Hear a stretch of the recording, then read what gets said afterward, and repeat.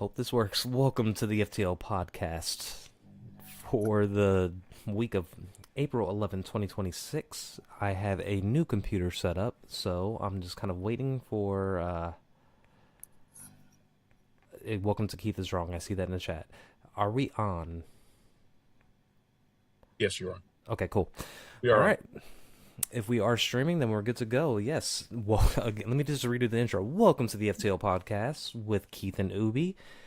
And this is the week of April 11th, 2026. So, my name is Keith Melendez, and with me, I got my notes because I have to write this down. We have the gyrating jockey of discs, the Midwest mogul of tone, the groaning man atop the porcelain throne, the one, the only, the Ubie. What's going on, Ubie? Well, apparently you were around after burrito night for that last one there. Good grief.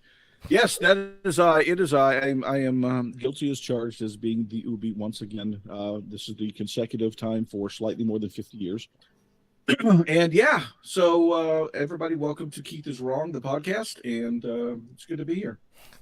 Well, thank you for the fake kind of title of the podcast. It's not Keith is Wrong. You know, it's always Keith is right, Ubie's wrong.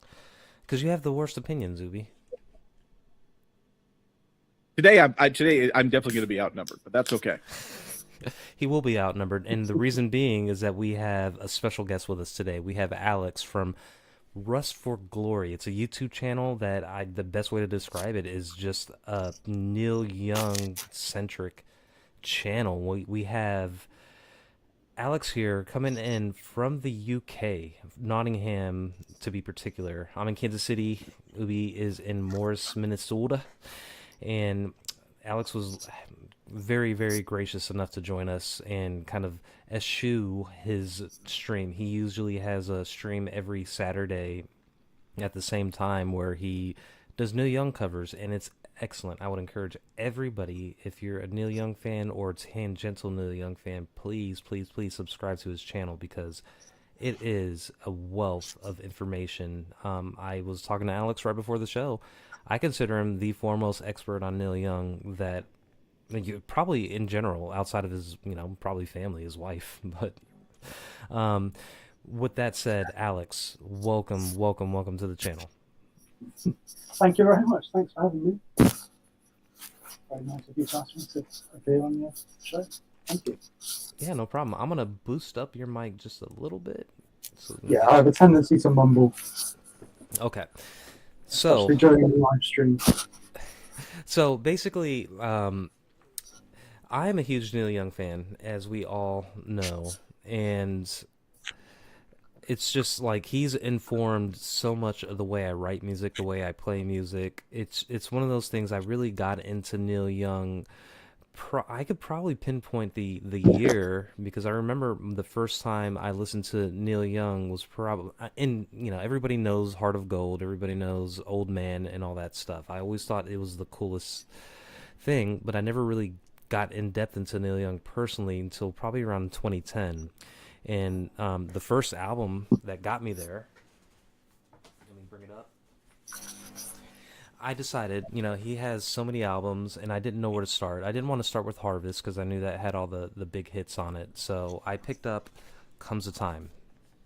This was my first introduction, like full through on the back. We have Going Back, Comes a Time, Look Out for My Love, Peace of Mind. Well, in my opinion, the first three songs are the best songs on the album, but they're all pretty good. A Lot of Love was actually known to be what was her name? He wrote the song and it got popular with Nicolette Larson. Yeah, Nicolette. Yeah. So, and that was a very poppy sounding song, but that was my introduction. I was like, this is the most beautiful folk music that I've heard. So that from there it just cascaded, and then I have issues with some of Neil Young's catalog after a certain point, but we can get there. But enough about me. I want to talk with our guest Alex because, again, if anybody, Ubie, if you can do me a favor, would you be able to throw his channel into the chat? Yep. I really appreciate that. I've got my hands full here. But so, Alex, I want to kind of pick your brain here Yes. about your origins. Like, what are your origins of Neil Young? When did you get started listening to him? What drew you to him? You know, the whole 9 yards of how you got into Neil Young.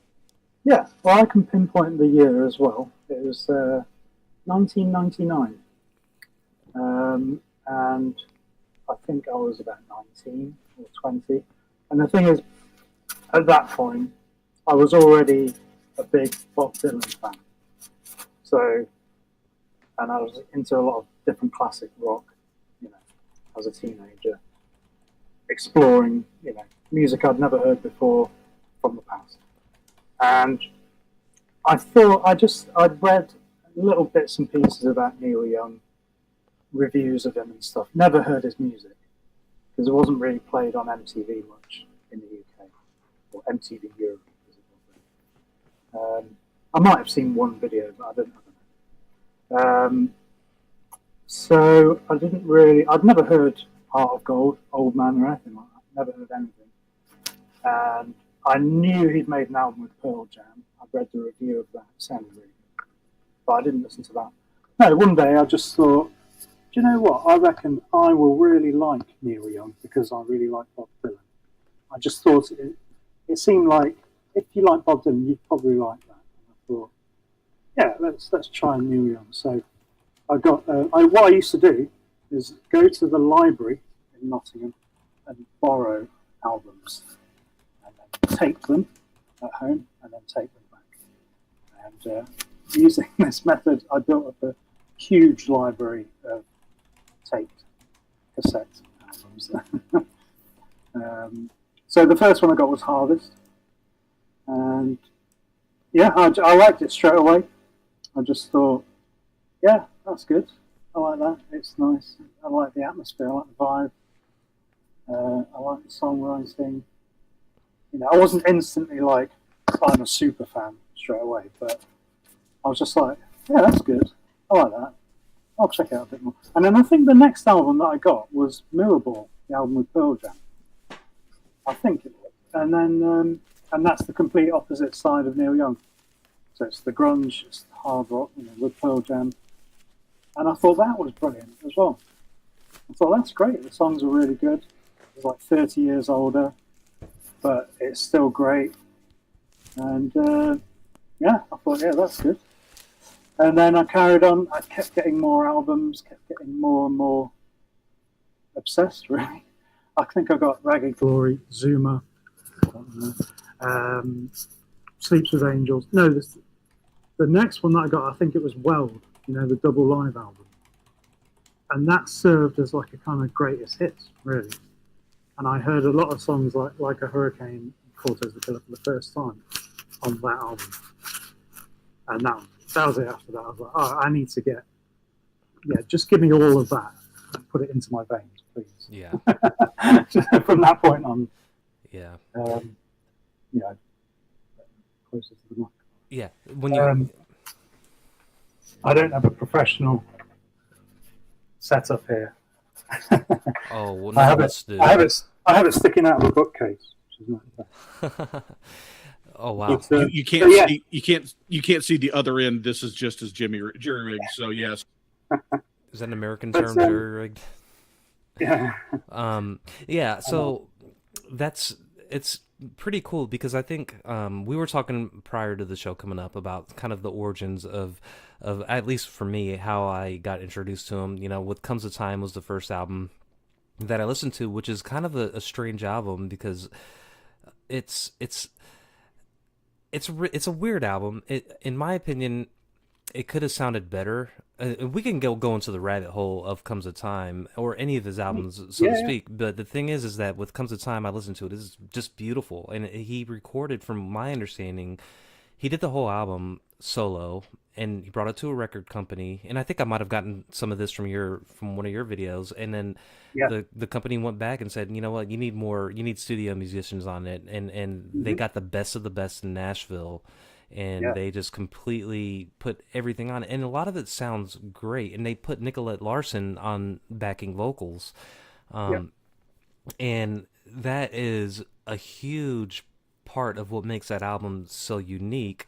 I would love to get my hands on that album with just him solo acoustic the way he originally did it, but Well, you can, because recently released it a couple of years ago, I think, called Oceanside Countryside. Okay, so that album's on there? Okay, I'm going to have to listen to that. Basically, as part of his archives project. Yeah, we can That's basically the original recording, so it's like going back without all the extra stuff on it. That is what I want to listen to. So I'm glad that you brought that up because I didn't know that. I have to cut the grass today, so I might throw that on my headphones while I do that. Comes a time, here it is. And you could obviously see I have a lot of his records. I bought a lot of my favorite ones of his, but they do stop after a certain point because after a certain point I just couldn't listen to some of his catalog and enjoy it as much. And I could talk about the pinnacle, in my opinion, of his catalog. But just going back here. Yeah, that's Going Back. That's the name of one of his songs on Comes a Time, Going Back. But, that was my introduction.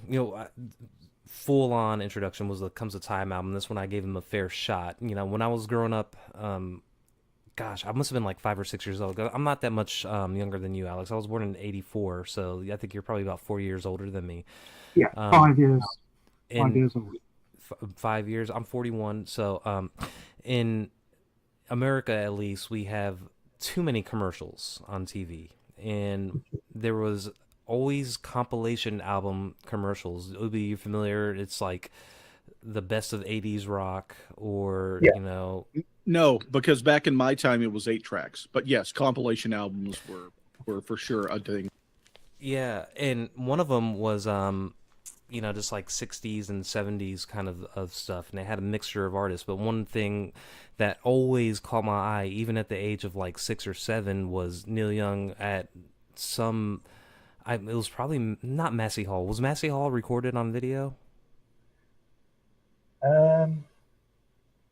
No.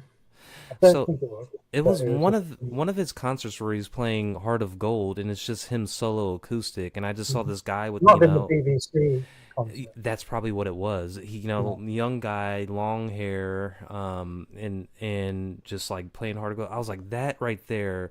I didn't play guitar back then because I was just so young, but I was like, that is my dream. He sounds good. He's playing in front of an audience by just him and his guitar, and it's an amazing song. I was like, that just always seemed to stick in my head because they had the infomercials, and I never heard that song before, Heart of Gold, and you only heard like a 5-second snippet of the song. I always thought that was the coolest thing.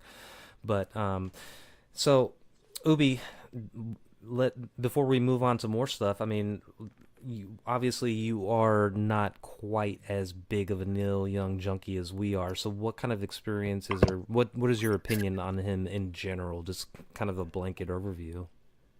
So for me, what I've always really found interesting about Neil is how he can go like jump genres. He could go from like that fragile acoustic folk to like a completely savage, like grunge rock guitar, but somehow still, sound unmistakably like it's Neil Young. I mean, I think it's the part that really settles with me the most with him. And it feels like one of those. So, and another thing that, and I probably should get into a little bit more for this aspect, but it always felt like to me he's one of those artists where the imperfections in the stuff that he leaves in, it's part of the point of what he does. It's not all about being completely glossy studio perfect with what he puts out there, and that resonates a little bit with me as well. I love that. Like, and Alex, you could attest to this too. I mean, I gained so much knowledge about him, so it's kind of like all my previous research of Neil Young, and then after watching your videos, it's kind of blending together. But he would go into a recording studio and bring, like, for example, Nicolette Larson.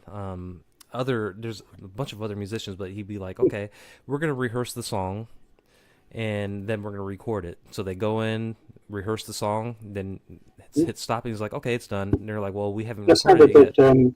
Old Man. But yeah, Old Man was with Linda Ronstadt and James Taylor on backing vocals. And they both said that it was like 1 or 2 takes, and that was it. They did it in one night. Exactly. He'd never heard the song before. He and just then showed it to them and then the said, let's do it. essentially Bang, what done. you're hearing are practice takes, but Neil Young is like, these are the rawest, the most, intense versions of the song we're ever going to get, because the more you try to push it, the more kind of essence leaves that song. So, Yeah, and it's a nice fresh version. Is one of the early takes. You exactly, could carry on doing it to death, and then it would be nice and polished. But would it be as exciting? Would it be as good? yeah, I don't and know. Probably not. Maybe.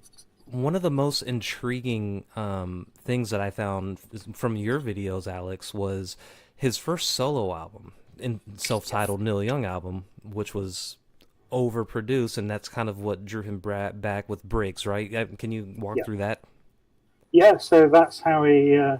That's how he's ended up with this approach of going in there, trying to do it on the first take and capturing that. Because his first album, he got really bogged down with overdubbing because he was coming from Buffalo Springfield, and that's the way they were doing it. And of course, in the late '60s, it was the Beatles' approach. Do this meticulous, over orchestrated, beautiful, polished piece of music.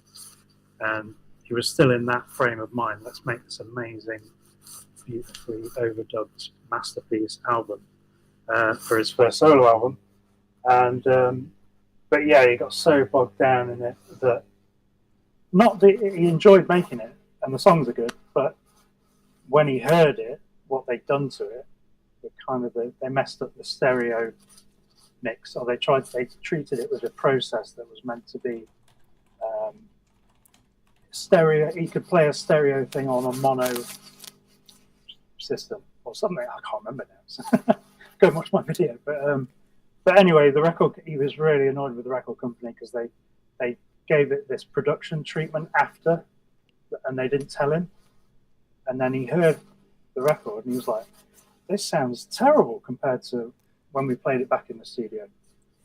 And him and Briggs, after that, just said, for the next one, we'll just record, live in the studio.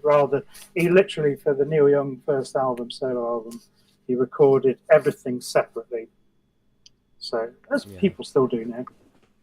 But, the bass and the drums first, and then guitar, and then another guitar, and then some more guitars, and then layered vocals, and then extra other bits, all separately, on separate days, and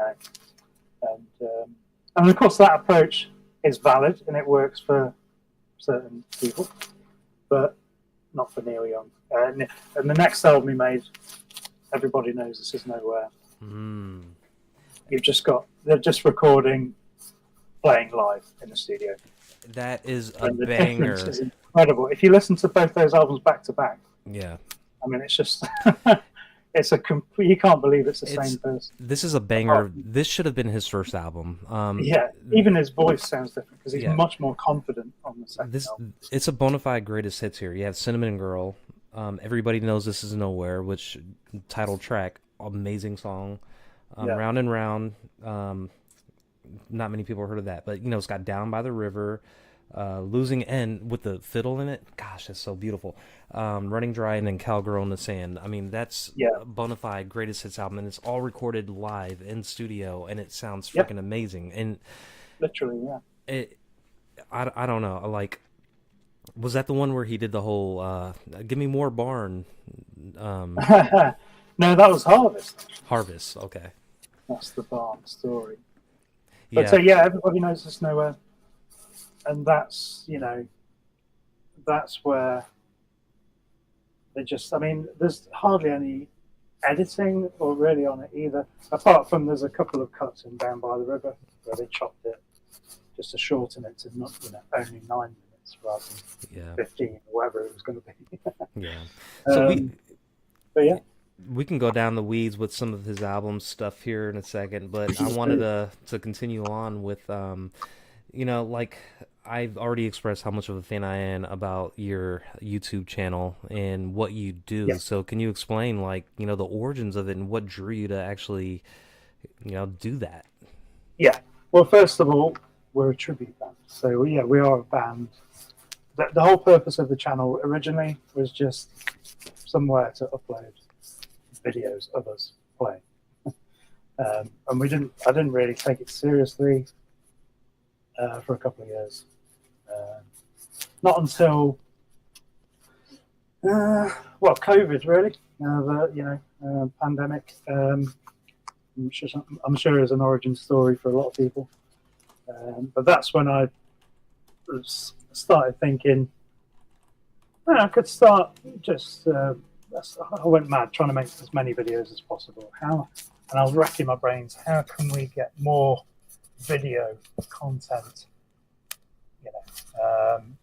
So I bought a camera and started filming every single gig that we did, every single show, and trying to get as much footage of us playing as possible, and just try and pump out as many videos of us playing to promote the band, basically. Right.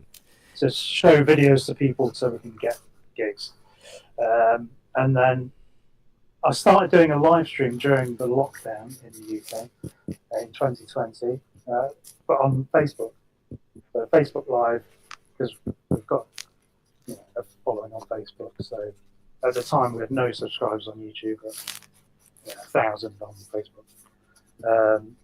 So I started doing the live stream on there, and then that finished after I did that for about a year, and then 2019, 2020, no, what was it? 2021, 2022. Oh, in 2022. By this point we'd had 100 subscribers on YouTube, so it wasn't growing very fast, as you probably know. I don't know how long you had this channel before you got to 1,000 subs. It takes forever, yeah. It took about 5 years or something. And kept making more and more videos. Got another camera so we can film from 2 angles. I decided to make a documentary about our band. This was my big idea. And it is on there. I made a 90-minute film about us going back out to do shows after the pandemic, after the lockdowns had finished, and we were allowed to do shows again. I decided to make a documentary. It's terrible, but I thought it was quite funny because it's like it was a tribute to Neil Young's style of documentary making. If you've ever seen the documentary Year of the Horse, I have not. No. And he made one called Muddy Track. So I made this film called Rusty Track. It's about Rust for Glory. Just filming us, and it's funny. It makes me laugh. Someone's asking, did the Facebook audience migrate to YouTube? No, it didn't at all. No, it was just we had to build up a new audience from YouTube from scratch, basically. But you have a healthy audience, I think. It's healthy now, yeah, but it does take years. It does take years, and it takes years in dedication. That was Snug. He's a fellow Midwesterner over here. He actually put out a video yesterday. I think anybody that's watching should probably give that a little watch. But it's good. It's funny. Yeah. What his video, the stories. The response video he put out? That's the one you're talking about? Yep. Yeah, that was a good video. Snug, I watched it last night before I went to sleep. But yeah, I mean, personally, I am very, very happy that you created this channel and put it out, and especially at this time, because for me, it's just kind of like new TV to watch, and yeah. Because I became sort of obsessed with growing the YouTube channel. Mm-hmm. Not until it was about as we all do, right? Yeah, it was about 2023. So 2023, I'd actually ended living with somebody, and now I live on my own, which is a lot more free time on my hands. So I became much more dedicated to building the channel into something that was not just a promo for our live shows. Although it still is. And what I did was started doing the live stream again, but this time on YouTube. Mm-hmm. And at this point, I think I had 2023. We only had 300 subscribers, and I thought, right, well, what can I do to grow it? I'll do the live stream, make more performance videos, and then I started doing how to play different Neil Young songs. Yes. I thought, well, I could do that. I know how to play it. I'm not a teacher. I've never done that before in my life, but I could do that. I could show you how to play a Neil Young song. And then, I'm constantly and that helps. That grew it a little bit. Some of those get thousands of views, which is brilliant. But still, it was like, what can I do to make this grow? And then, I watch YouTube all the time. I don't watch TV. Yeah. I watch YouTube on TV. I don't watch television anymore. And I like watching music documentaries or YouTube people who are just talking about music. And I thought, yeah, that'll be good to do. And I like seeing when somebody says we're going to do a deep dive into this song or album, I love that. And if I can see that it only lasts 5 minutes, I'm like, I'm not going to watch that. That's not. I want to see a 3-hour deep dive on one song or album. The longer the better. I want to watch a 5-hour breakdown. And that's what makes your videos good, because you spend time, they're 20-30 minute videos on an album or specific era in the life of Neil Young or album that he's putting out.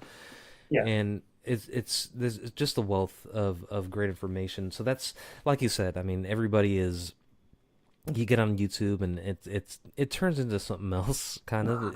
You think about it all the time. You want to put out good content. I mean, Ubie's done a freaking fantastic job with his channel himself, with the motto "Embrace the Suck," which kind of brings things back around, like to what you said early on in the show, Ubie, about how everything with Neil Young isn't perfect, right? The sound isn't perfect. He makes mistakes in his albums. You could hear him.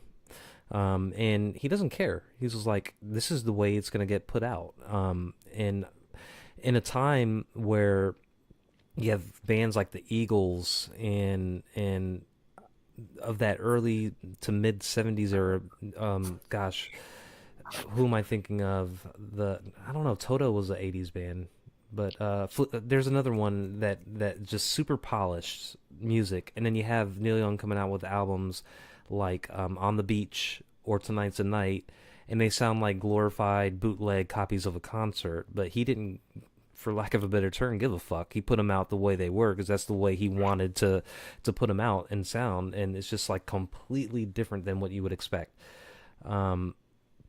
So that is probably one of the things, like you said, Ubie, that draws you to where, he basically embraced the suck as a artist. Oh yeah.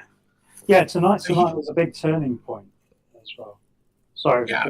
Sorry. No, you're for sure. It's and I was actually going to say Tonight's the Night really is, if I look at what he's done, that's kind of one of those things where, as Keith said there, he just kind of said, the raw feeling is what his sound is all about. He's like, I'm not, let's get out there, let's put all the passion and all the feeling into it. And every time that we try this, you record it again and again and again, you may pull mistakes out of it, but you're losing that spontaneous feeling of what was happening right in that moment. And so that really kind of defines what he did. I mean, that's really kind of the core of his entire music. Well, actually, it started with Time Fades Away. So the album after Harvest, he thought, I'm not. It really freaked him out. I think it was his response to having a number one hit single, with Heart of Gold, in the US. And thinking, what do I do now? Most people would go, let's do more of that and let more success. Let's do some more kind of, nice mellow country rock and get a few hits, and then, we'll be doing great. But Neil Young doesn't. It freaked him out. He's like, I'm number one. No, let's just go out on tour. We'll play the music, play some new songs. And then, so the next album, Time Fades Away, is recorded live on the road. It's the Harvest tour. They could have, he could have made a live album called Harvest Live, but instead it's all new songs played live, really raggedly, by the way, as well. And his voice is cracking. He's screaming and yelping during the songs. He's drunk every night on tequila. Yeah. His friend has just died. Yeah. Was it Bruce Berry? Things are going to shit. No, it was Danny Whitten by that point. Oh, that he had the cancer, the lung cancer, right? And then No, it was Danny Whitten was a heroin addict. oh, that's what it was. Needle and yeah. And he couldn't play. He was nodding out. He was rehearsing. You know, he was meant to go out on tour with them. This time fades away period, but he fired him from the band because he couldn't. In the middle of the song, he just stopped playing. Didn't know what he was doing. And he didn't die of a heroin overdose, but it was a mixture of alcohol and Yeah. barbiturates or something, because he was trying to get off heroin. Yeah, and that was just before the tour, and then Neil Young went out on tour, dealing with this sudden loss of a member of Crazy Horse. yeah, and I think that's part of it. And we got a question here. We'll get to that in a second from Idle Spot, but I think that's a part of what makes Neil Young a little more divisive amongst a lot of people because, you know, he has an album with Harvest, and that's what people expect. And then the next few albums sound nothing like it. And then he'll come back with, you know, maybe Comes a Time is kind of like the same, and then he'll kind of zig, and when you think he should zag and do the opposite thing, and it kind of drives people crazy. But then, like Ubie mentioned earlier, he's just a chameleon. He could fit in and, I mean, do whatever. I mean, he could probably do Basically, a rap. Yeah. That's what I thought. The only thing he hasn't done is rap. Yeah. Genre. That's the only genre. But if you like one aspect of Neil Young, just wait a few years. Yeah. He'll come back to it again. You know, Exactly. because like after Harvest, he came back to that, but it was Comes a Time. It was about 5 years later, and then again he came back to it with Harvest Moon years later. If you like the hard rock Neil Young, every few years he will do that again. Yeah. So in the 70s and 80s, it seemed like he was different every time. But now, 40, 50 years later, you can see it's a cycle. He'll do this, then. It's just whatever hits, you know, he's in the mood for. I do want to hit on we got a question from Idle Spot. He says, Neil famously tries to record the very first time and a band plays a song to keep it fresh. Do you know if there are any other musicians and artists that you admire that do the same thing? First take. Yeah. So, well, back in the 60s and 70s, it was much more widespread. Bob Dylan used to do that. Okay, 60s and 70s, Bob Dylan. It was the same. That's what Bob Dylan used to do. You know, all those classic albums, Blonde on Blonde. You know, all of them, up until the mid to late 70s probably. It was only the 80s when he finally, Neil Young as well started changing the approach, or felt they had to because of the 80s. But yeah, no, it was much more prevalent in the 60s and 70s because you had actual bands that could just play. Yeah, they could actually play and record them, and it sounded good. The thing about that, and it was kind of a necessity because there was no such thing as an 8-track until a certain point, or 16, and then, you know, obviously now we have unlimited tracks, but you had to make do with what you had and then bounce things down, and it was more economical to do everything in one take. Yeah, it was a lot. The editing was harder. I think somebody kind of current, a little more current. I think Jack White does a lot of one take stuff when he does. Okay, yeah. I didn't know that.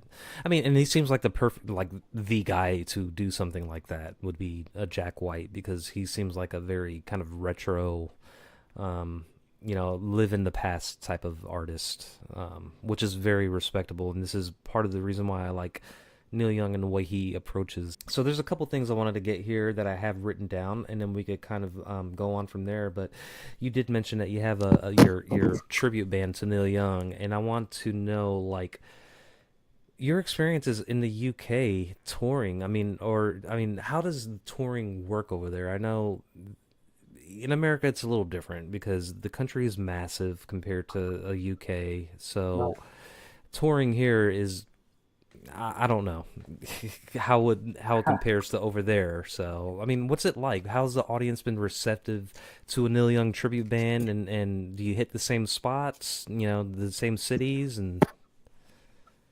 Yeah, well, first of all, I haven't toured in America, so I have no idea. I imagine, I mean, it would be a logistical nightmare. It would be, It's yeah. so big. It's like touring Europe. Mm-hmm. It's like touring the whole of Europe. Whereas touring the UK is like touring one state. So think of it like that. It's a bit easier to get your head around. Yeah, I mean, right from the start, people liked. People have been receptive, yeah. When we started, we were doing original music. I'm a songwriter as well, so we do my music. And this was back in 20. We started doing Neil Young 2011. So we were an original band. And of course, if you're playing original music, well, let's just say people aren't receptive at all. It's like 100 times harder. 100 times harder to get people to even just listen to the music. Really, really difficult. And after a while, we started throwing in some more covers, classic rock covers, some of which was Neil Young. And then we enjoyed doing it. I started to loosen up a bit. You think, yeah, let's do some covers. Yeah. And you get paid for doing covers. It's like, hey, let's actually get paid. A new idea. And our drummer, actually, Nick, at the time, back in 2010, 2011, was in another band. He was in a David Bowie tribute band as the drummer. And so I got the idea of being a tribute band from him, basically telling us about his shows that he was doing with this David Bowie tribute band. It sounded brilliant. It sounded much more fun. It's like he'd go off, play. I'd ask him, how much money did you make? Oh, we made it. Really? Wow. We should do that. Yeah. It sounds like, and what was the set list? Oh, Rebel, Ziggy Stardust. Oh, yeah, that was a really good fun night. Yeah, it sounds like fun. It's like, yeah, let's do that. Let's do covers. And then it was like, well, when we play a Neil Young, we did Rockin' in the Free World. Yeah. And it's like, yeah, my voice is just in the right pitch for that. Because that's the way I sang anyway. When I did my own songs, my voice was up there in that exact kind of same register as Neil Young. Yeah, really high pitch, basically. Yeah. In fact, I don't have as much range as Neil Young. I think he goes deeper. He does. He goes deep. I can't even go that deep. But I can sing like this all the time. It's great. That's one of the things that I kind of forgot. One of the main reasons why I like Neil Young so much is because he doesn't have a polished singing voice. He's not a trained. He's no Paul McCartney. Let's put it that way. And he doesn't care. And this is his music. It comes from him, and this is the way he sounds. And I think there is a certain kind of genuine aspect that comes from an artist that does that. It's like, I don't care what I sound like. I'm gonna make my songs, and if you like it, you like it. If you don't, then don't. I don't care. I'm gonna put it out. And that is the approach that I took, and that's what inspired me to personally start writing. I've always wrote songs, but actually, put work into it and sing it the way I sing, because there's no way I can't. This is why I envy you. You can cover. It's almost impossible for me to cover songs. I can only. I mean, I sound best when I sing my own songs. Hence is the conundrum that you mentioned. You want to play your own songs when you're out there, but nobody wants to listen to them. So you're gonna have to play covers. It's really weird, because what happened with me is that I never considered myself a singer when I was younger. I was always playing the guitar from childhood. I was a guitarist, and that was it. And then I wanted to write songs. I wrote songs, but I never thought I would be the one to sing them, because I just did not sing. I didn't have a good voice. Right. No way. I wasn't confident. Very shy. I'm not opening my mouth on stage. No way. I would have a panic attack, even just thinking about it. So it took a few years, but the influence of Neil Young really helped because I thought, yeah, he hasn't technically got a great voice, but he's doing it. He's just, I thought, no, it's just confidence, right? Okay. And then I tried for years to form a band and get someone to sing. Right. Trying to find a singer. I mean, you can find guitarists. Nobody wants to do it. Nobody wants to just be there and be Yeah. a singer that hasn't written the song Yep. himself. And finding a drummer. The two hardest things to find a singer and a drummer when forming a band. It's the Stevie Ray Vaughan way of forming a band. Yeah. Right. So I should have been a singing drummer from the start, and then I would always have work. Yeah. But oh, yeah. basically, yeah, and I just thought there's no way I'm singing. So, but it got to the point where the bands kept splitting up. We couldn't find a singer. I just, you know what? I'll sing. Just do it yourself. Yeah. It'll be punk. You know, I'll have a horrible voice. I'll just shout. Mm-hmm. That's what you're gonna get. Sorry, not sorry. And it works out. And it worked out. So I started yelling and yelping on stage, and weirdly, through no conscious effort, over the years, I've actually learned how to sing. Almost by accident, really. Yeah. Just from being on stage. After a while, you figure out a way to breathe and stuff. It's all about breathing. Yeah. I couldn't explain it to you, but you sort of figure it out somehow unconsciously. Yeah. And now I can actually sing in a way, in my own way that sounds okay. I mean, look, in my opinion, you don't have to have the best singing voice to make a good song or to make a song sound good. I mean, I was in the same exact boat with you. I was in a band, or my band. It's four of us. I worked in a place, believe it or not, Ubie. We had like 4 drummers in the same building of 20 employees, so it was pretty easy for us to get a drummer. So we were lucky in that aspect. So you were hoarding them all. Yeah, we hoarded them all, and I was the only. The thing with my band was I was the only one that wrote songs. Nobody else knew how to do it. And I'm not saying I'm a good songwriter. I just wrote songs. And I was like, here's what we could play. And then we worked on them together. But we had a guitarist that had an excellent singing voice, but he was too shy to do it. And I was like, okay, I guess I'm going to sing them. And I did. Probably wasn't the best choice to make as a band. But, you know, who else? You just got out of necessity. You have to do something like that. But, you know, it's one of those things that like you said, over time and practice, you put in the work and you get better at it. You can't just automatically think you're going to get good if you just start singing, because none of us are maybe some people are. I mean, Jeremy Lara, our other co-host, I think he's formally trained, is he? I don't know, but he has a freaking wonderful singing voice. Yes. So when he went through part of his schooling was for music ministry leading. So he had vocal training and guitar training in that. I make a joke with my wife. I'm not really that religious, but I want to join a band choir to get the free singing lessons, or a church choir. Yeah, it's yeah. I mean, Neil Young, singing Neil Young songs over and over again for many years. I try to. It's taught me how to sing. When I play Neil Young songs, I have to use a capo for a lot of his songs because I can't get that high, and if I try, it doesn't sound right. So like, for what is it? Sailing hardships through broken waters. Tell me why, right? I don't know what tuning he is on that song, but in standard tuning, I have to put a capo on the second fret to sing it. But so I want to get to a question that we got from Idle Spot. So he asked it before. I'm sorry I missed it. He says, what do you think are the most underrated albums, and speaking of Neil Young, that changed your mind about some of the albums that you initially didn't like, that after extensive listening to became one of your favorites?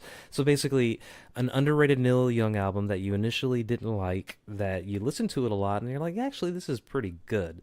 I'll start off, and this will be quick. Comes a time, right? When I listened to that, I didn't know what I was expecting, and I'm not a country music fan, but that took me quite a bit to get used to. I was like, what is this? This is not what I'm used to. But then the more I listened to it, the more I freaking loved it, and to the point where I became obsessed with Neil Young. So that's my personal kind of favorite underrated, because I think Comes a Time is an underrated album in amidst his vast catalog. But yeah, what about you yourself?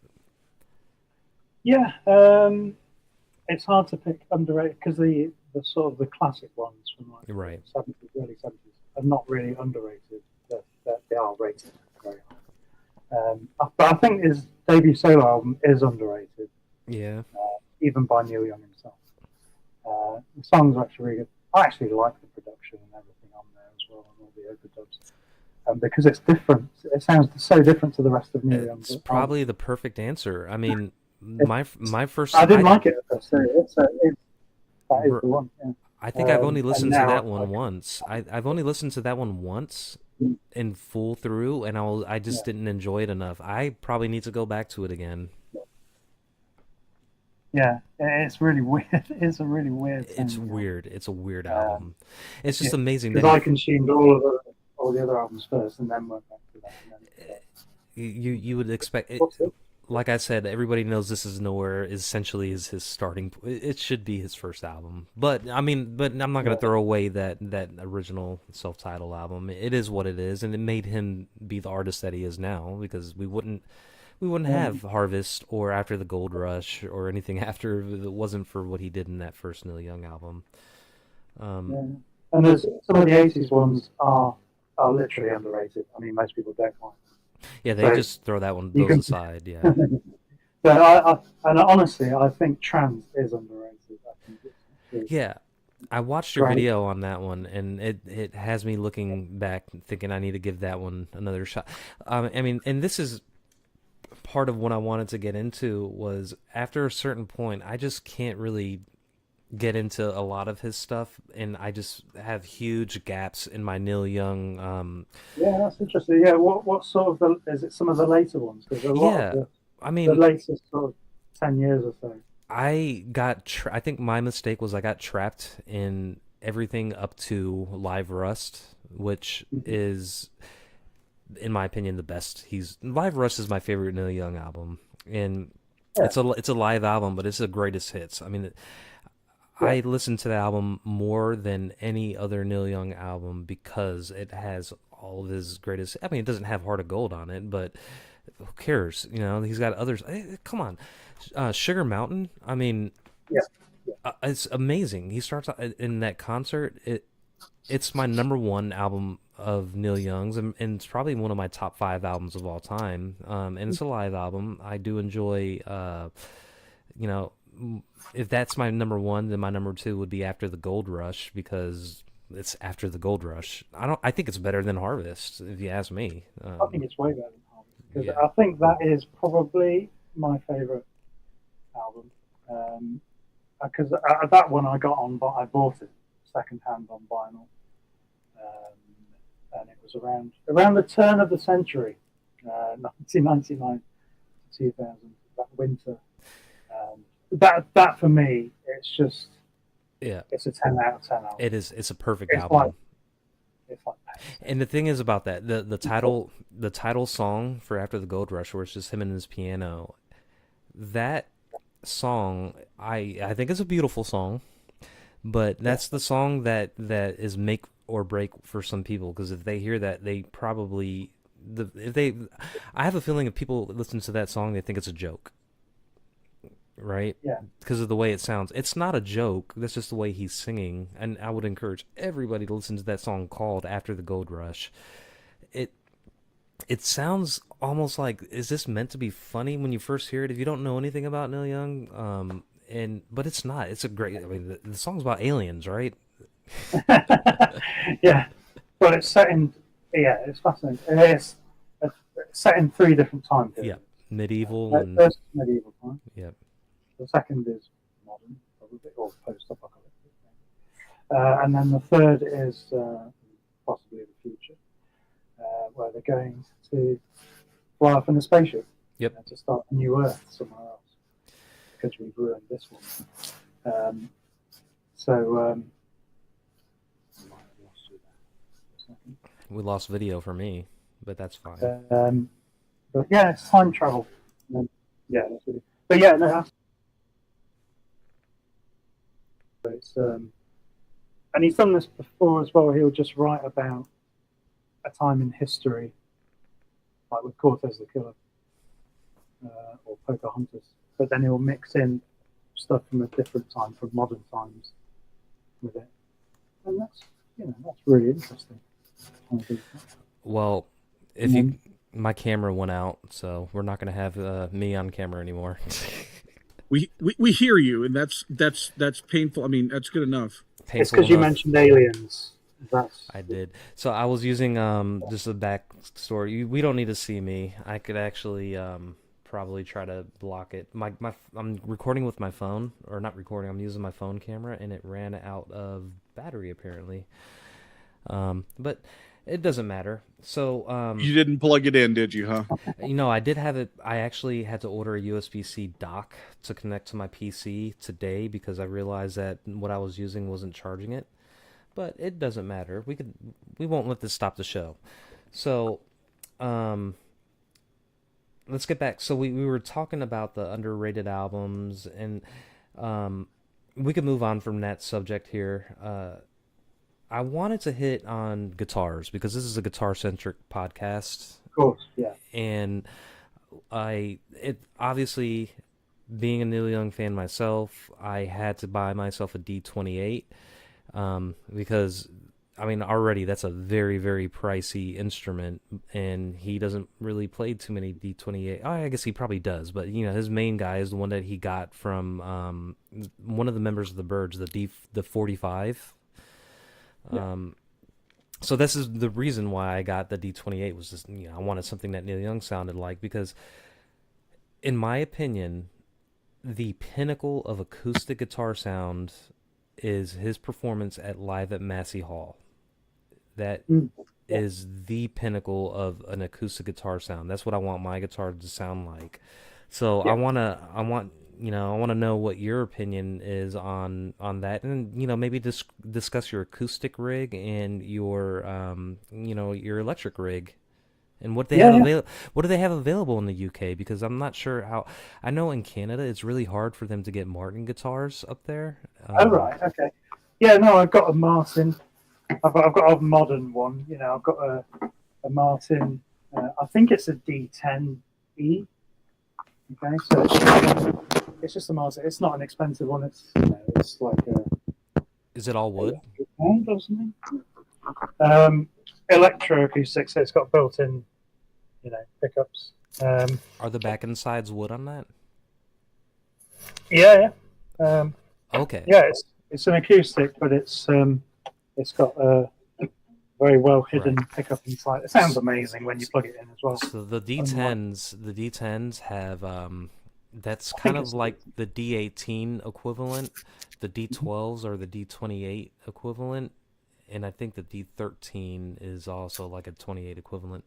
No, actually, yeah. No, the D12s and the D10s are both D18 kind of Martin budget brands. And I was actually talking in one of my previous podcasts with Jeremy about the Martin stuff after they came out with the new line of retros, and I wanted a D12 bad because I don't have a D18, and the unique thing about the D10, it has the spruce top, and it has mahogany back in. Well, the D18 has mahogany back and sides. The D10 has sapele back and sides, which is part of the same family of mahogany. Look, I'm getting really nerdy here because this is the stuff that really, really drives me. Like I love that stuff. And then you got the whole deal with scalloped versus straight bracing, which I think yours might have straight braces. Either way, they sound enough alike. It's a nice guitar, and it's perfect for what you do. Yeah, it's just basically it's a Martin, and before this, I didn't have a proper guitar really, and it's all I could afford as well. So I haven't got a lot of money. So this is probably $1,200 or something. But in the UK, it's about £900, I guess, or something. So it's kind of affordable for me. But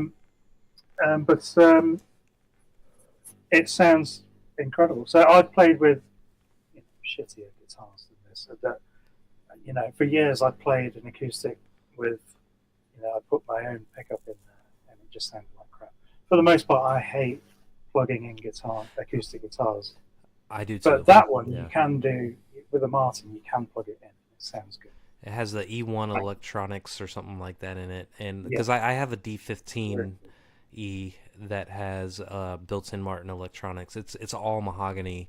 Well, the top is mahogany, the back and sides are sapele, and I think Ubie has his Kona, which he does really and you should probably. I want you to elaborate on it, Ubie, because you could take a guitar like that. He takes his Kona and he makes it sound like a freaking electric guitar. So yeah, it's a thin body, spruce top. It's nothing special. It's a low end acoustic. But that's actually all I had when I started my channel, and I am a '80s metal rock guy. And my thought was, I want to learn to play that style, but I don't have an electric. So what do? Well, I could try about it, or I could, as I call it, embrace the suck, and built a guitar chain around it. And so a lot of EQ shaping to make it sound decent before I put it into an amp. And a lot of my earlier stuff, you can go back and watch, my live streams. I'm playing, something that sounds maybe from a low end ESP. But it's still, I was able to get it to get some decent sound for to sound like an electric through a higher gain setup. But and that all came from just a really low end undersaddle piezo pickup with the most suspect preamp that you could ever think of on the guitar. But it was all chain magic. It was all EQ shaping and a lot of compressor, a lot of stuff to get a signal that would actually be clean before I could put it into any sort of a put any gain on it at all. Yeah, and well, with my electric guitar, so this is what I use. Obviously, it's a Les Paul, but it's not a Gibson. It's just a vintage. A vintage? Nothing wrong with vintage. Yeah. So again, because I'm basically poverty, still in the natural digits. It was the option. So I did have an actual Fender Stratocaster, which I played for many years, but I sold that so I could get a Les Paul for the band. And because you can't play Neil Young with the Stratocaster, it's just not right. Okay, so. Even though you may have used one a couple of times, but the plan was, this was like a stopgap. This was a temporary thing back in 2011. I thought, well, I'll get that. It was only £180, $200. Yeah, about 200. It's just the black Les Paul. I painted that silver to make it look like old black. Originally, the plan was to replace the pickups to get the same pickups as Neil Young, so a P90 and a Firebird. I fitted the Bigsby on, which is amazing because really I'm not a technical guy. I don't do anything, handyman. I'm not, I've never done any DIY. But even I, an idiot, managed to fit that onto there, and it's never fallen off. It's never come loose.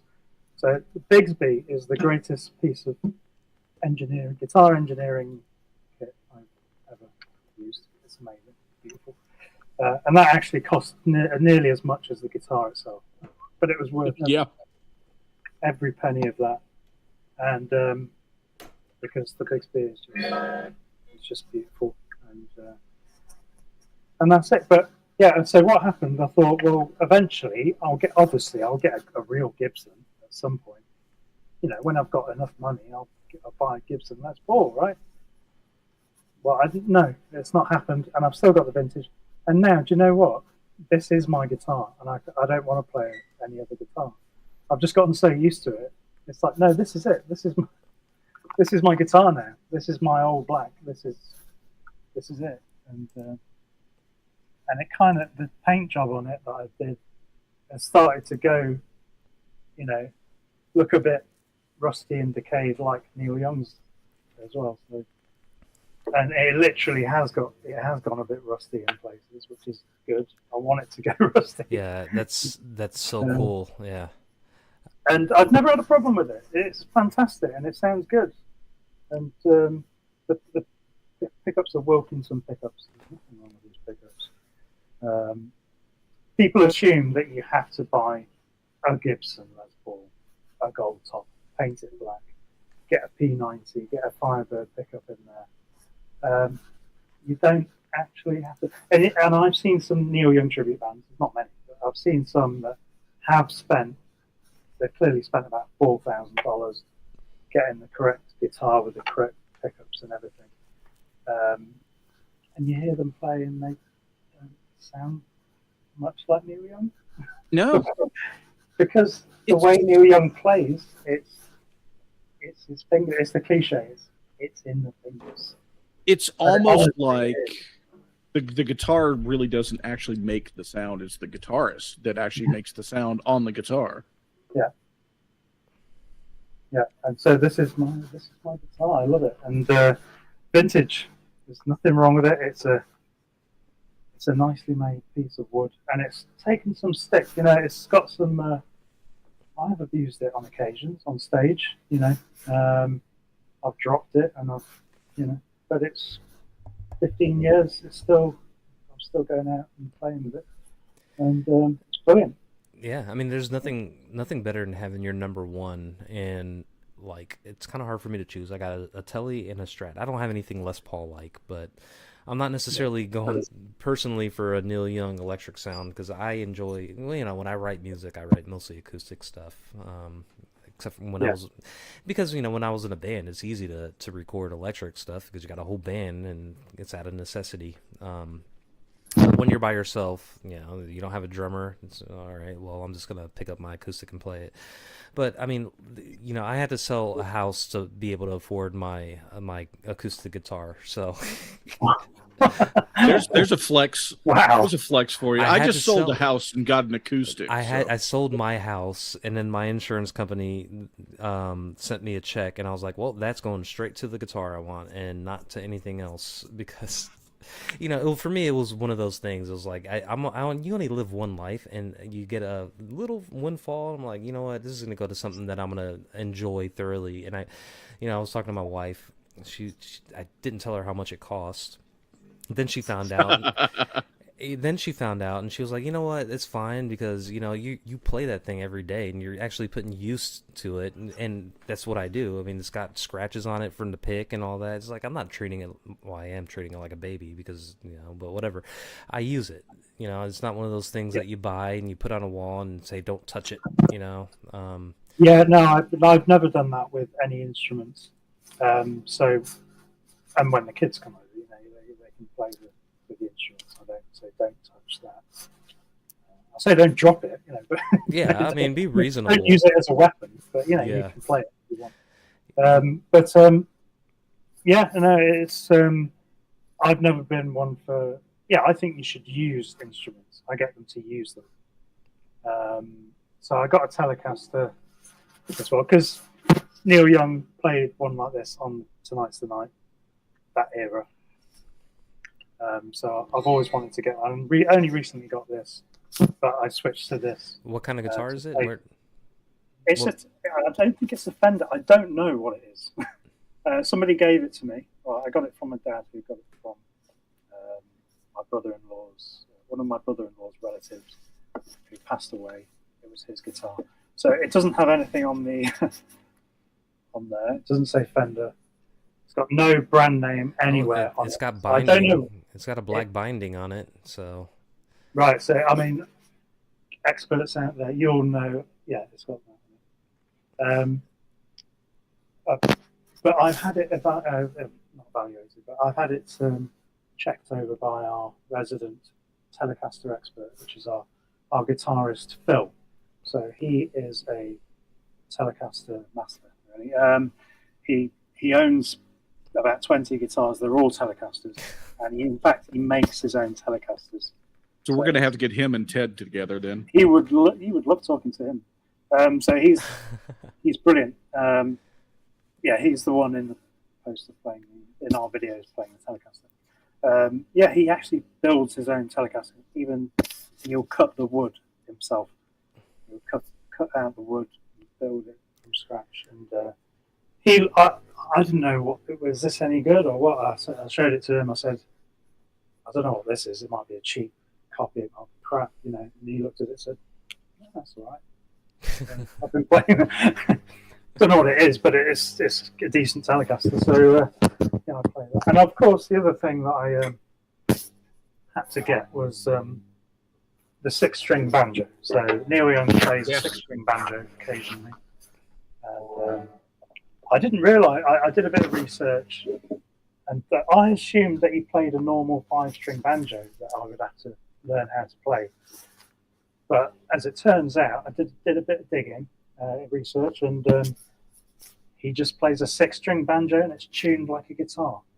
So I was like, wait, well, that's easy. That's I can cheating, do that. right? That's cheating. That's cheating. Yeah. So it looks really impressive when you're playing Old Man on it. It's just literally the same tuning as a guitar. The next step is a mandolin. Yeah, I'd love to get any stringed instrument. Yeah, I would love to get my hands on a mandolin, and I wouldn't. The thing is about a 5-string banjo, I don't want to learn that. It's like with a ukulele, is like I don't want to learn that either. It's gonna just rewire my brain. I can't do proper finger picking. I can do my own style of finger picking, but to actually learn how to play the, I tried it once, putting the things on your fingers again. Oh yeah, the finger picks. That is beyond me. Nope. So even the thumb picks, I tried that at one point. I'm not a fan. Oh yeah, no. I thought I was gonna get into it. I love Jerry Reed and all that. I'm gonna be that guy. I can't even. Yeah. Play. Our other co-host Jeremy uses a thumb pick and he swears by it. I can't get down with it, but whatever gets the sound across that you want to get across, I guess. Yeah, I was going to say I can't even use a normal pick, and I stopped using a pick. I know. I noticed that in your videos. You don't even use a pick. And one of the things here, I'll show this one right here. I used to use these all the time. A Herco Flex 50. Yeah. That's what Neil Young uses. Yes. Yeah. So I used to get that because I looked at it all up. I'm going to get the same pick. Yeah, I want to get the same everything that he uses. Yeah. This doesn't work out for me too well anymore. No, it's too thin. I know Ubie's shaking his head like that looks like a toy. It's. Ubie uses 2 and 3 millimeter picks. I can't do that. That won't work. I'm stuck at the 1 millimeter now. So I'm slowly working my way up. And I notice you, Alex, you don't really use a pick that much anymore. You go. Yeah, and you know what the main thing for me was every time we played a gig, I would drop the pick in the middle of a song, and it would drive me mad. And then you'd be in the middle, on stage, you can't see anything. Yeah, I'm wearing sunglasses as well, for God's sake. I can't find, and I've got a black pick on the floor. Yeah. Where is it? Can't start the next song without it. I just got sick of it. And then, every time you sit down to play the guitar, where's the pick? Yeah. It's like trying to find a pen. Where's. Yeah, the funny story. Screw this. I'm just going to not use them. Funny story about that is Jeff Beck is famous for not using a pick post 80s, and I just saw a recent article. It was like somebody that talked to him. Here's the reason why, and Jeff Beck told the guy, he was like, because I kept on losing him, so I decided just to not even use it. I didn't know that. Yep. See, I think Jeff Beck is the greatest guitarist of all time. Well, there's Hendrix. Okay. Hendrix is. They're in a sort of category on that. Hendrix died so young. Yeah. Jeff Beck is definitely the greatest British guitarist. Look, a lot of people tend to agree that he's probably the best guitarist that ever. I know. Okay, best. That's a rabbit hole. A lot of people regard Beck as the top. When especially amongst other artists out there, like who do you think is the best guitarist out there? And 9 times out of 10 they're going to say Jeff Beck over Jimi Hendrix, which is fine. But it's a basic opinion, but it's all just opinion. I really love Jeff Beck. I mean, I became a fan of Jeff Beck from the Yardbirds. Dude, have you his album with? Oh gosh, with Rod Stewart. What was the name of that album? Jeff Beck Group. That is Truth. Truth. That's what it's called. A banger of an album. If anybody has not listened to that Jeff Beck album, Truth, I'm a huge Rod Stewart fan. He's got a hell of a voice. Rod Stewart's the Jeff Beck Group was superstars. Rod Stewart, Ronnie Wood, Jeff Yep. Beck, Ainsley Dunbar on It- drums. That's a super group, it's incredible. I mean, that's what the Yardbirds were, a super group before they became famous, and then Yeah. and then Jeff Beck, and another.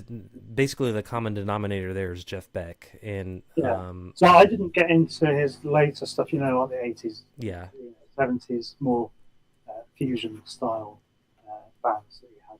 I didn't get into that until later. But for me, first of all, it was the Yardbirds. And you listen to some of those really early Yardbirds after Eric Clapton had left and he joined. It's unbelievable. To this day, it's just like, you can't, it's just a revolution in rock music. And I love the Yardbirds.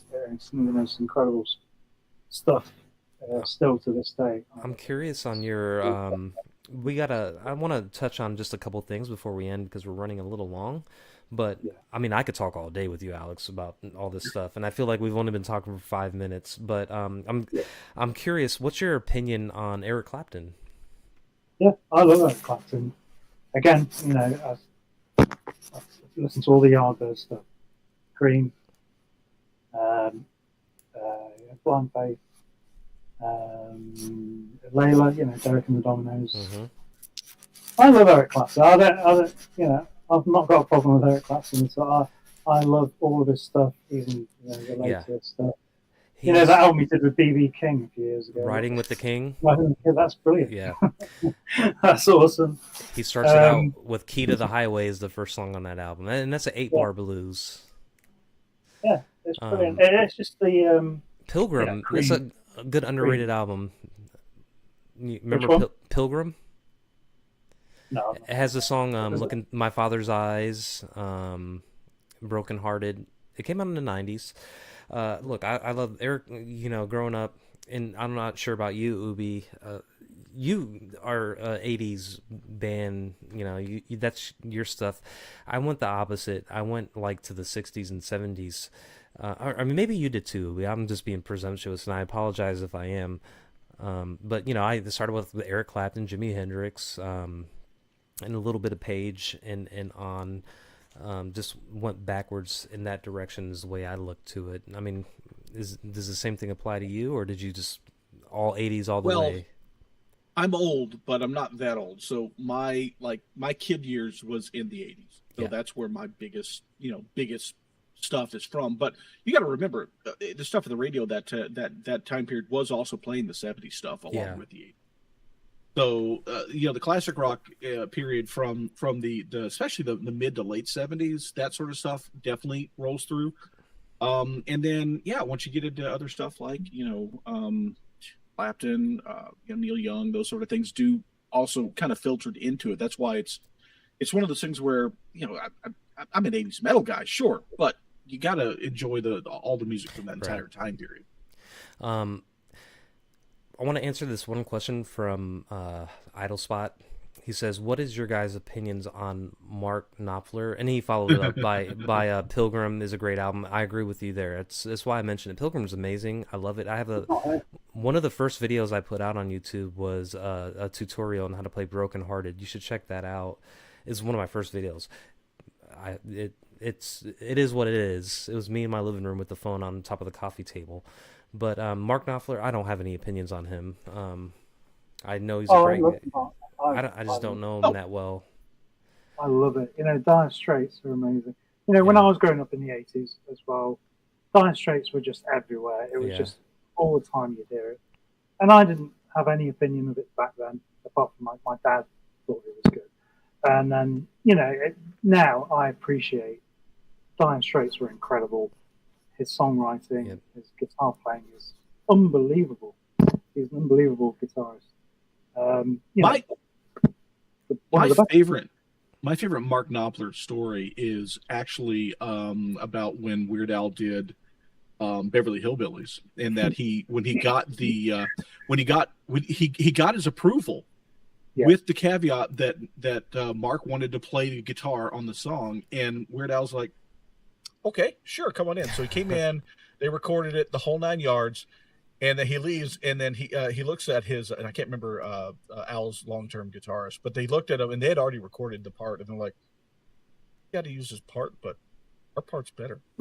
So it was like, oh my god, how weird must that have been felt? Like, imagine trying to sell that to him. Hey, Mark, great to see you. Thank you for letting us use your song. We played your song better, so we're not going to use you. I mean, how could you do that? Mark Knopfler and Dire Straits, it's a blind spot. I mean, we all have blind spots, but it's a blind spot for me, so I don't have really an opinion on them. I do know that Sultans of Swing. Sultans of Swing. See, Sultans of Swing is great. It's the live version. He's a name in a magazine, a Guitar World magazine, where it's top 100 guitarists, and he's always towards the top up there. But I just, for some reason or another, never really got into him. But maybe I should. Rabbit hole. It's another rabbit hole. I mean, dude. I mean, look. One of my favorite bands is Oasis, and we could talk about that forever. Do you like Oasis? Yes, of course. Well, I do. I'm the only person in the band. It must be popular not to like them in some groups, I guess. Because I'm the youngest in the band, Bus for Glory. Okay. I'm only 46. So when I was a teenager in the 90s, I was 15 years old when their first album came out, definitely maybe. So I was the exact demographic. Right. Did you go to one of their concerts? And I've never seen them live, but oh my God. I was a huge fan because I grew up as a kid listening to the Beatles when the Beatles weren't cool, in the 80s. Yeah. And kids my age didn't listen to the Beatles. They listened to Michael Jackson. Mm-hmm. I listened to that as well, but nobody listened to the Beatles. It was like that shit dance music. Your mother dance music. Yeah.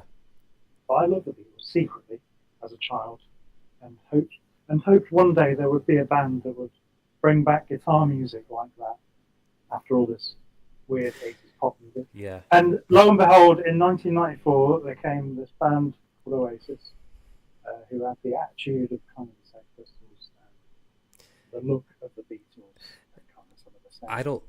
Idle Spot makes. I ate it up.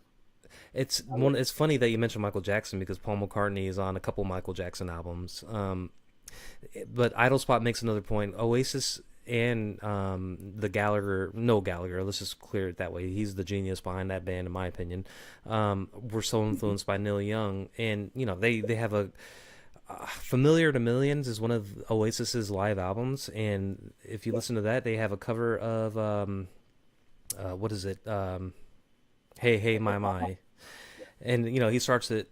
I always find this funny. Noel Gallagher gets up there. He goes, "Hey, I'm sorry. I apologize. I'm a dumb American. I'm gonna do my UK accent." All right. He's like, "Here's a song called by Neil Young. It's called Hey Hey My My." And then the crowd erupts, and then that was my first introduction to that song was through Oasis. Right. Yeah. Noel Gallagher said, I put it in one of the latest videos I did. That there's only two types of people in the world. There's people who like Neil Young. And people who don't, and the people who don't are fucking idiots. And he's not wrong. Fucking idiots. That's perfect summation. I mean, and speaking of that, like, I didn't know this, but Johnny Greenwood and Tom York of Radiohead are huge Neil Young fans too, and they actually perform "Tell Me Why" in concert fairly often. They did. They've covered "On the Beach" as well. Mm-hmm. Tom York sang After the Gold Rush at. He's the perfect voice for that. Bridge School benefit concert. Oh man! And he played it, and he asked Neil Young, he said, "Are you okay if I cover After the Gold Rush at this gig?" And he's like, and Neil Young said to him, "Yeah, and do you know what? You should play it on my piano." And it was the original piano that he used to record the song in 1970. So, brilliant. Yeah, Tom York. I say it in one of my videos recently. I said, Radiohead could really genuinely be a really good Neil Young tribute band. Right. They do Cinnamon Girls, but they do it really well.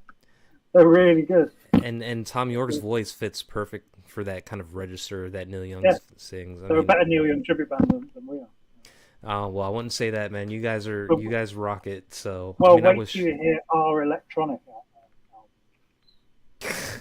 Reactor. I want to Transformer Man. I want to hear. Do you have that acoustic? Don't you? I think I've seen you play that. Have you? Yeah, so what I'm doing, yeah, I've played Transformer and Sample and Hold from Trans.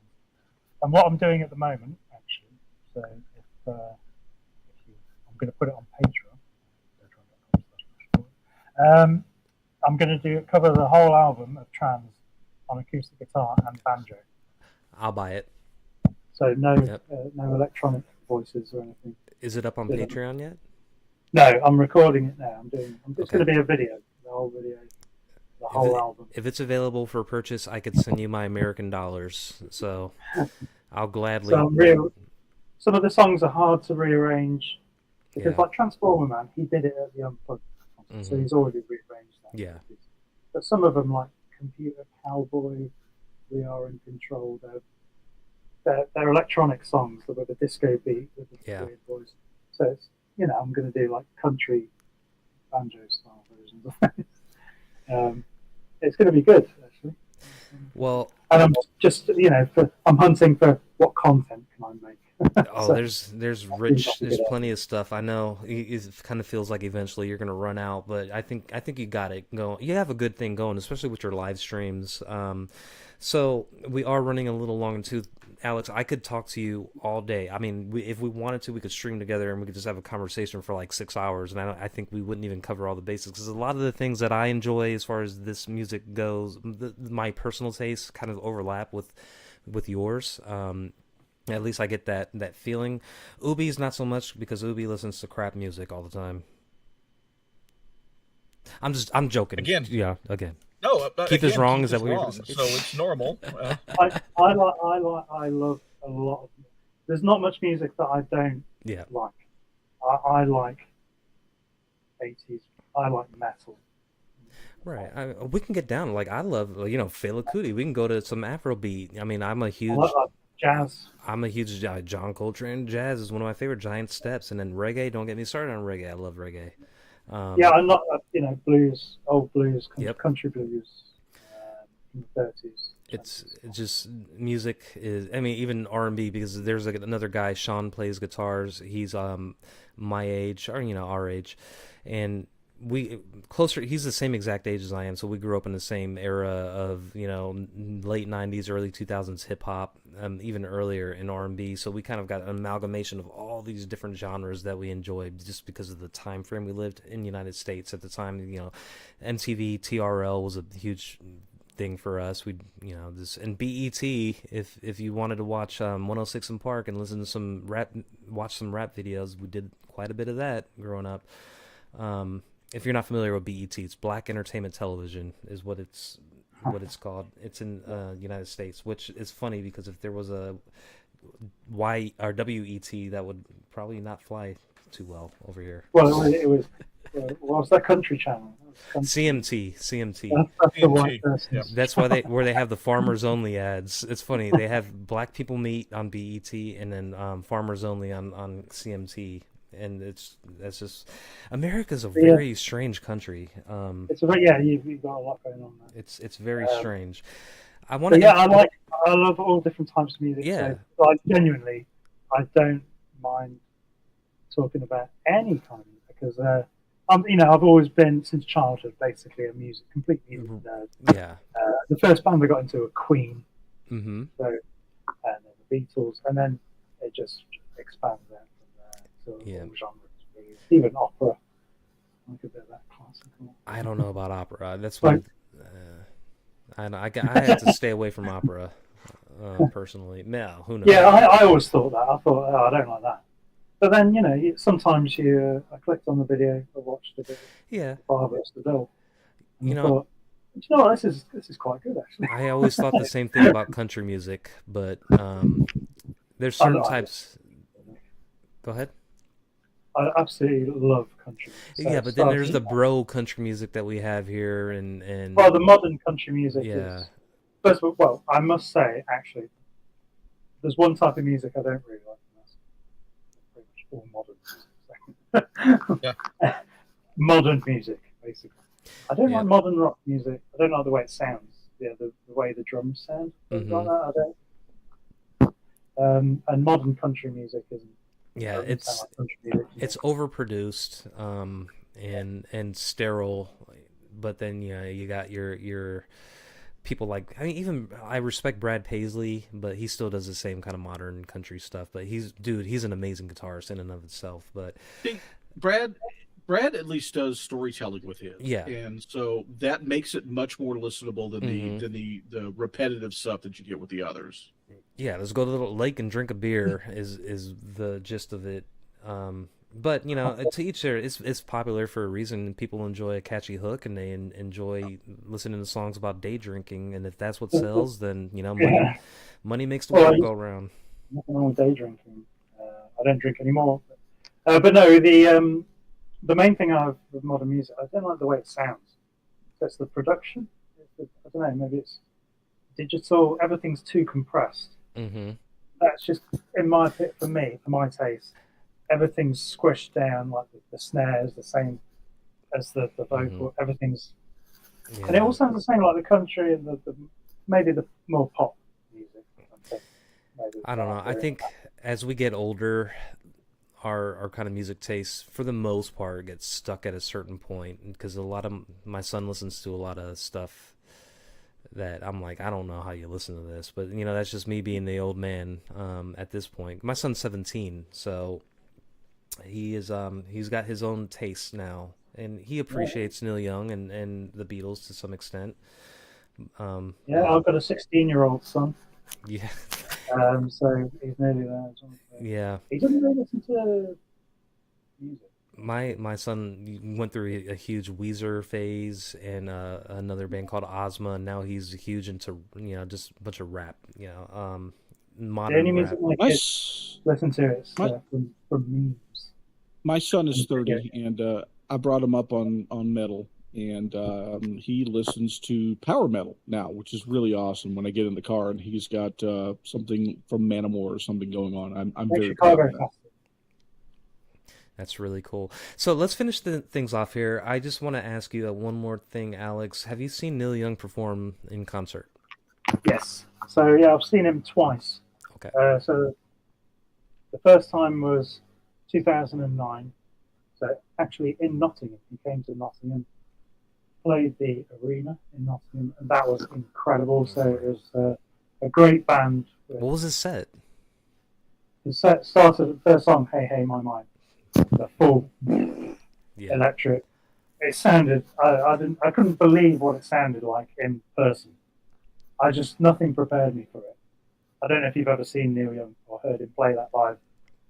It sounded like, a jet engine, standing next to a jet engine. It was like guttural, Turning the visceral, fuzz up to 10 and yeah, way beyond that. It was like hit you in the gut, kind of unbelievable sound, and I couldn't believe it. That was an amazing show, so I'm really grateful that it came to Nottingham. The second time was last year in London in Hyde Park, and again, fantastic. Obviously, he's a bit older now, but so it's not as physical as it used to be. If you see video of him back in the 70s, or in the 90s, yeah. leaping around the stage like a madman. Doesn't do that as much anymore, but obviously he's got Willie Nelson's son on guitar and keyboard, and fantastic. And they play "Rockin' in the Free," one of the wildest versions of "Rockin' in the Free World" I've ever heard him play. Right at the end, and they had to shut the power off because he went beyond the curfew. So he was in the middle of the "Rockin' in the Free World" went on for about 20 minutes. With he kept reprising it about 4 times. Just they wouldn't stop playing it until he was literally all the power went off, all the lights and the sound just cut off because they 10 o'clock they had a strict curfew.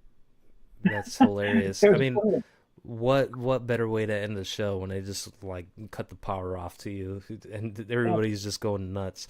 I mean, that sounds awesome. I've only seen Neil Young once, and he came to Kansas City in late 20 the aughts, 20 aughts. I don't know how do you say that? Probably around 2009, 2010.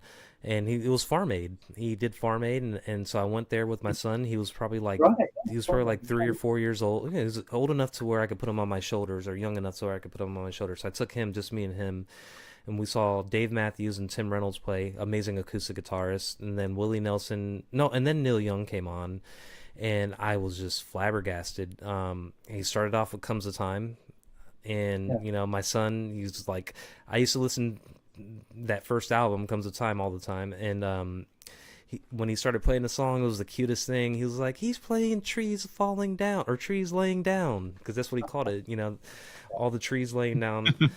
And that was like one of the best moments I've ever had. And guess what, Ubie? I got him a soft pretzel to eat at the concert, so Ted would appreciate that. All right. Ted would love that. But yeah, that was the one time, and it was an all acoustic set. And then Willie Nelson was amazing. I'm glad I did that Farm Aid thing. I thought I had a T-shirt. Maybe I don't. I don't know. So Ubie, have you seen Neil Young play? If not, I have not seen him live. No. Well, then I don't want to just end it like that though. What was your favorite live show then of any artist?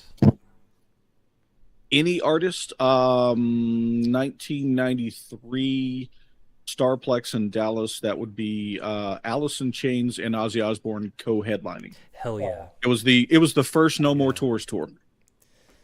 The first No More Tours tour.